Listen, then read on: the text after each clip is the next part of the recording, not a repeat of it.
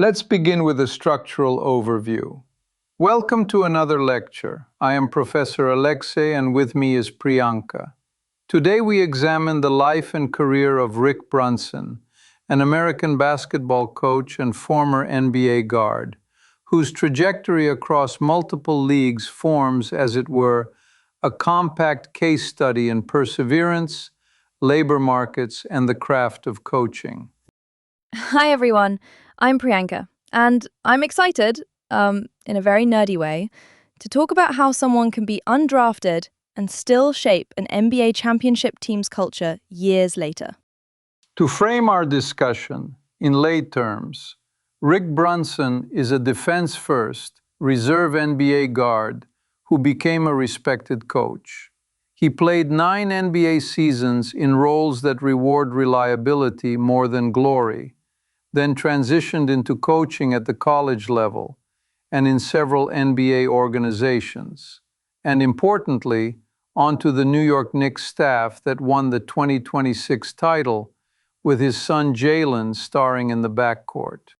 In more formal terms, we can view Brunson's journey through the basketball ecosystem, consisting of the NBA, the NBL in Australia, the CBA as a former US minor league, and the PBA in the Philippines.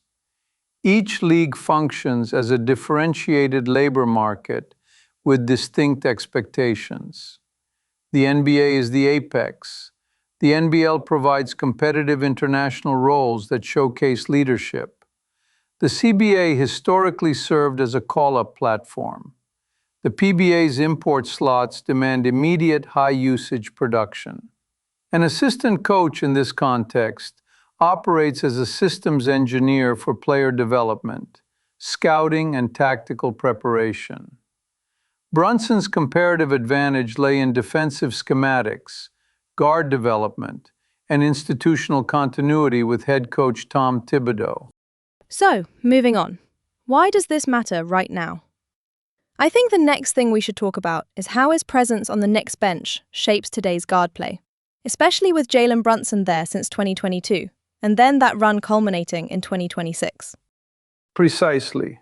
Brunson's guard development lens, paired with Thibodeau's defensive identity, has been consequential for the Knicks' modern resurgence and 2026 championship. Historically, it's crucial to understand that players who honed skills in international or minor leagues were often undervalued.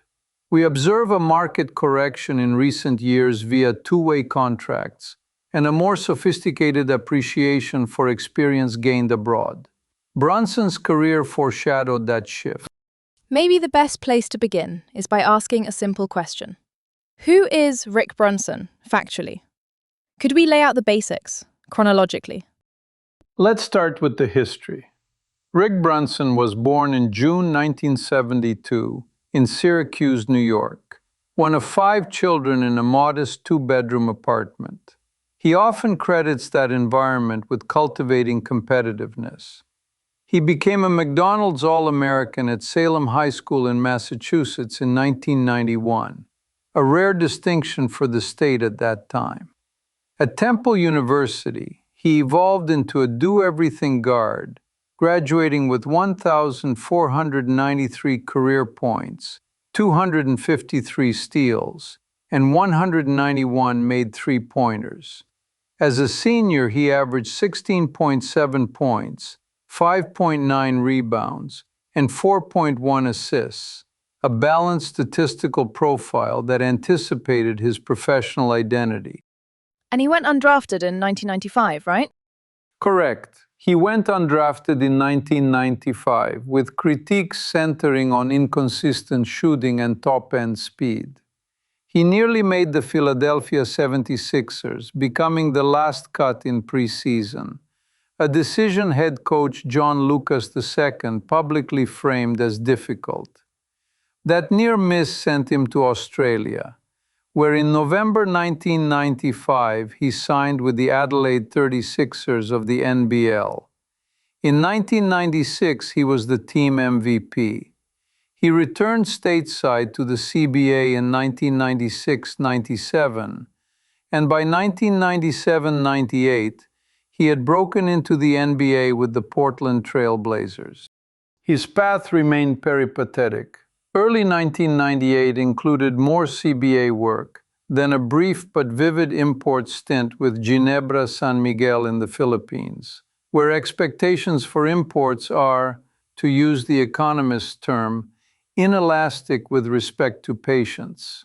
In 1999, he joined the New York Knicks and was part of their Eastern Conference championship team, seeing spot playoff minutes during the run to the NBA Finals.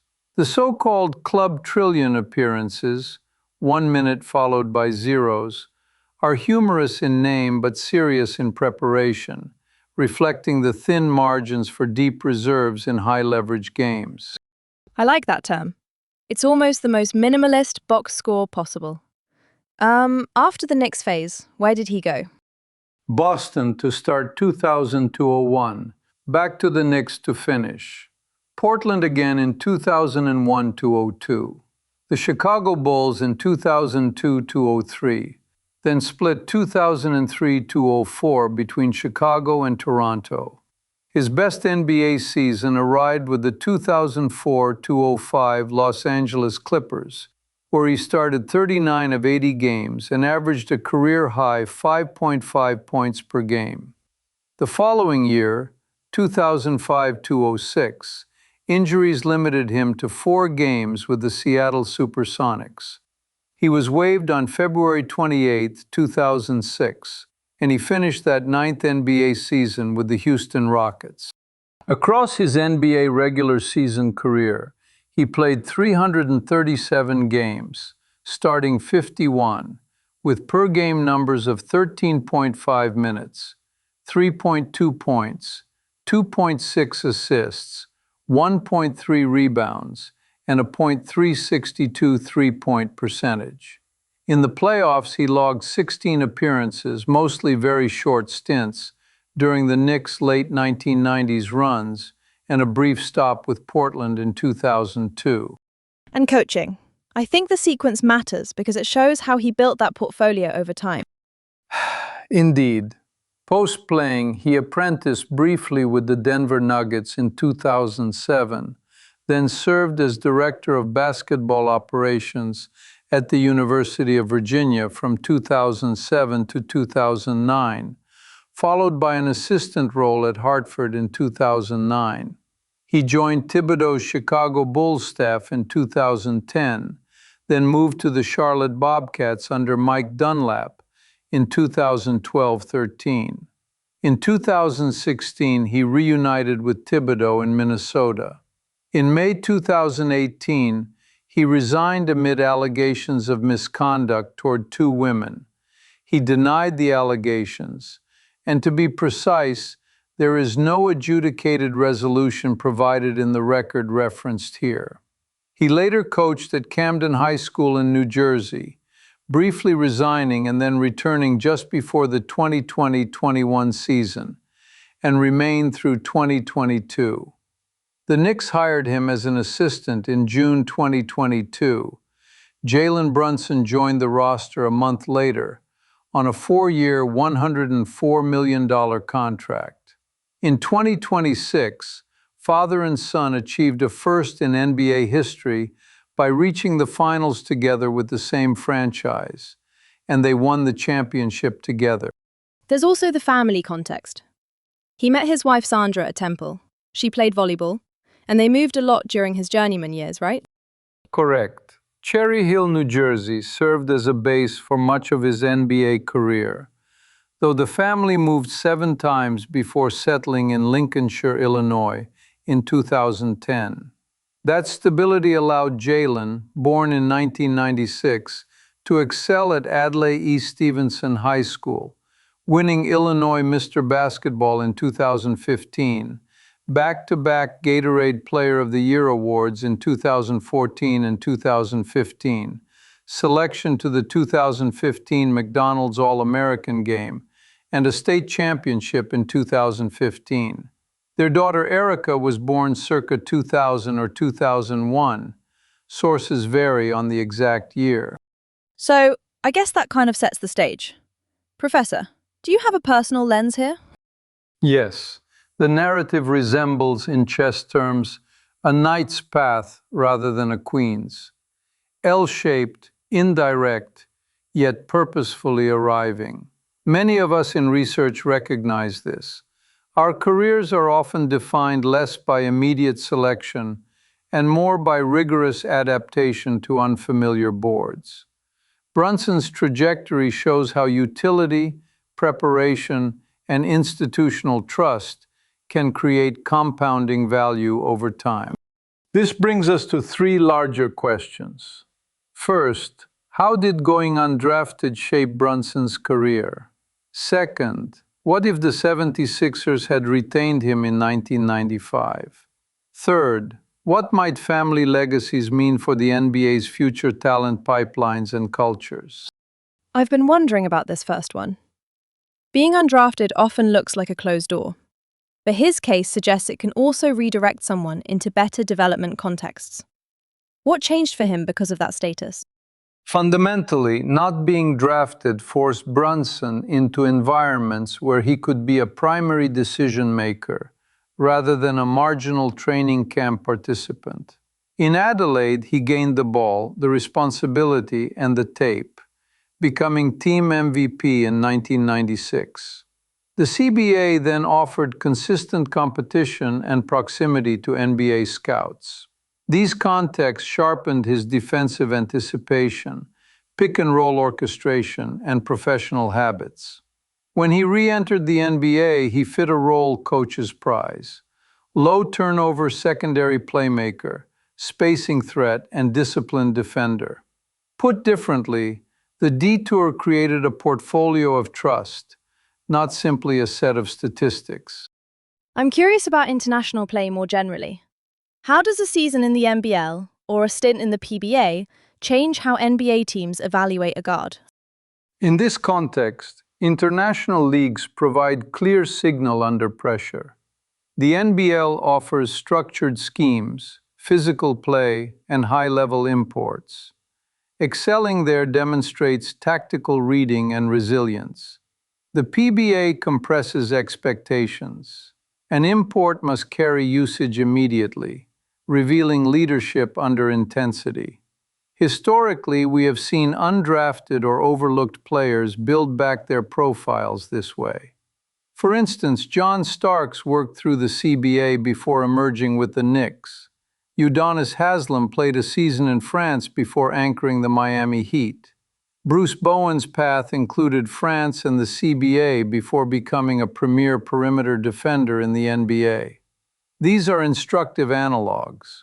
Performance in alternative markets can recalibrate an NBA front office's priors. That makes sense. Building on that, I think the next thing we should talk about is the counterfactual.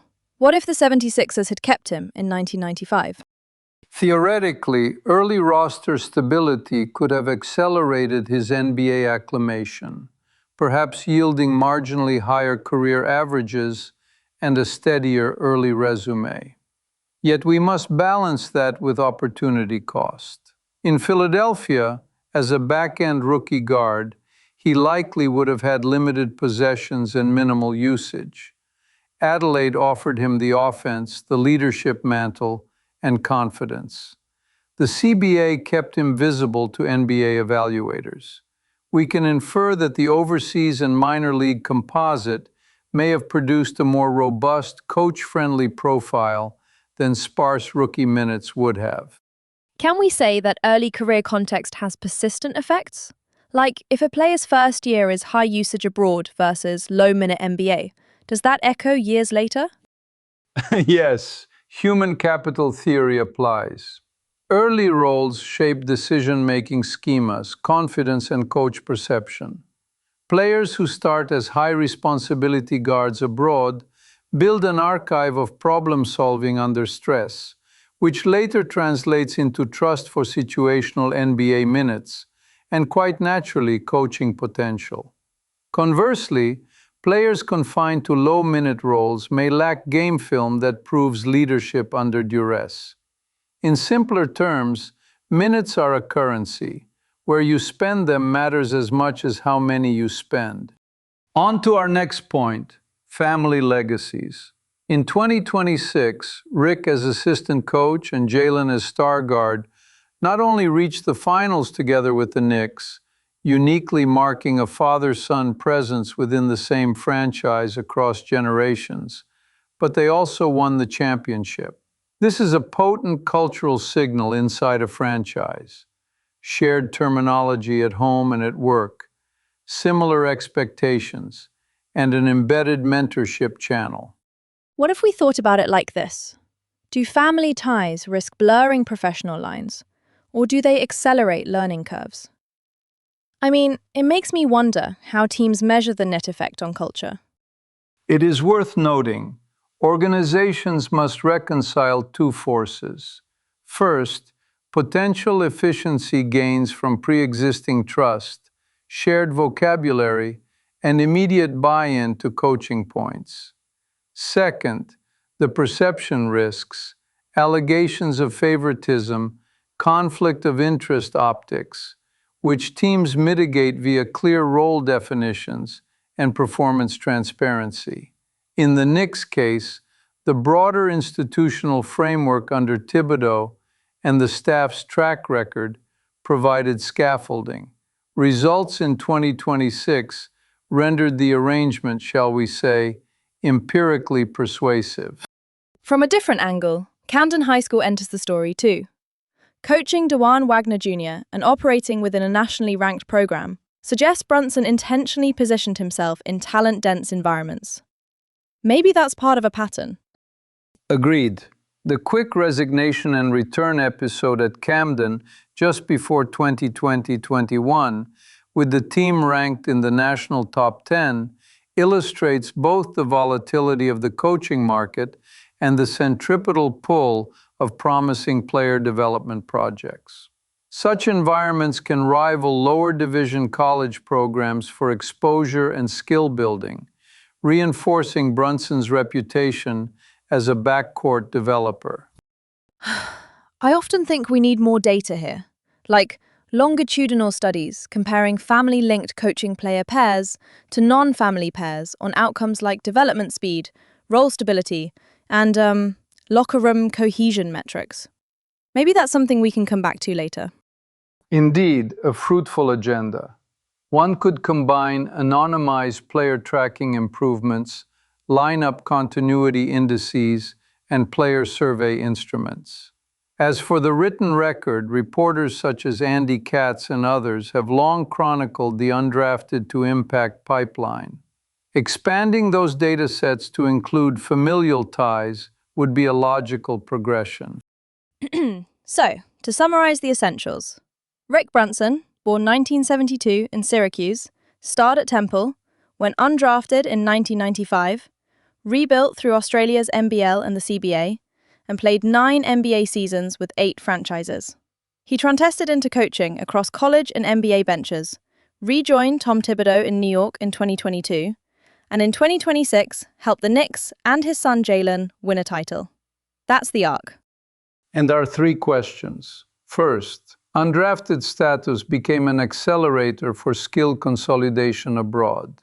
Second, had the 76ers kept him in 1995, he might have gained stability but lost the high-usage learning laboratory that later defined his value.